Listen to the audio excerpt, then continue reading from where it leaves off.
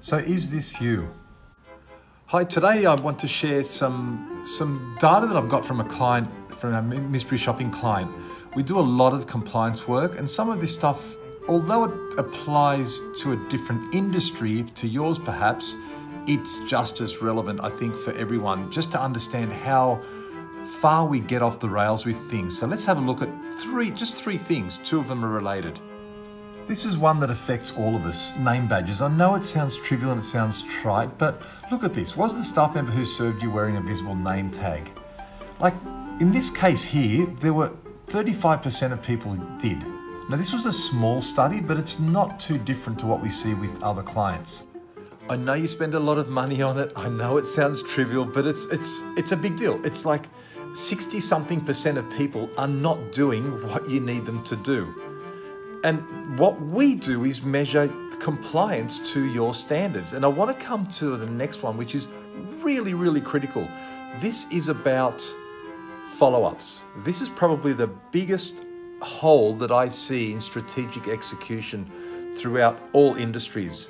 So we're going to have a look at some results. Now, to set this up, this is in banking and finance industry, and the idea here is that the customer walks in, leaves their details, and then sometime later, and usually there's a 2-week and a 6-week window in which the staff have to then go back to the customer to reconfirm things. Now, in this case, they're actually real customers.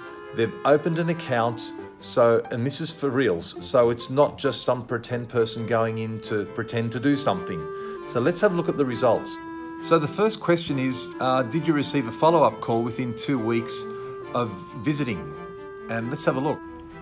It's pretty shocking here that did you receive a call within 2 weeks of following? 14% of people did receive a follow-up call. Now, this is a standard procedure for this organization. This interaction is critical because they call to make sure that everything was done correctly. They also call to do a little bit of a cross-sell, and they're missing out. So 14% of people are doing it. Now, the reason this doesn't happen in branches and in stores is that it's untrackable usually. No one's going to know if you made these follow-up calls or not. They just don't get done because there's other busy work to do. But it's a critical piece of the customer journey, which the customer doesn't know about even if you ask them, because they're not expecting anyone to call and they don't receive a call. So they'll still answer a survey to say that, oh, everything was wonderful, although the things that should have happened didn't really happen.